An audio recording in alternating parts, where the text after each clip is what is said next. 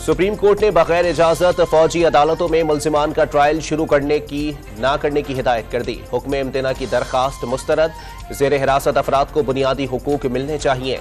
Chief justice के remand. 190 million pound case में पेशरफ्त। साबिक वजीर आजम के प्रिंसिपल सेक्रेटरी ने नैब को हर किस्म के ताउन का यकीन दिला दिया।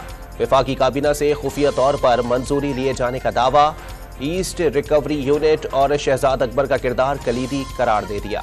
JIT ने चेयरमैन PTI को जिना हाउस हमला केस में कसूरवार ठहरा दिया। शाह महमूद कुरैशी, हम्माद अजहर, मुराद सईद और अली अमीन गंडापुर भी मुल्जिमान में शामिल। लाहौर की स्पेशल सेंट्रल कोर्ट ने परवेज इलाही को मनी लॉन्ड्रिंग केस में तलब कर लिया। 26 जुलाई को पेश करने का हुक्म। इस्लामाबाद में भी डॉल्फिन फोर्स जराइम रोकने के लिए मैदान में आ गए। वफाकी वजीर दाखिला राना सनाउल्लाह ने स्ट्रीट क्राइम्स के खात्मे का टास्क दे दिया। सरगोधा के अस्पताल से 2 दिन के नौमौलूद के अगवा पर अहले खाना का एहतजाज। टायर जलाकर सड़क ब्लॉक कर दी।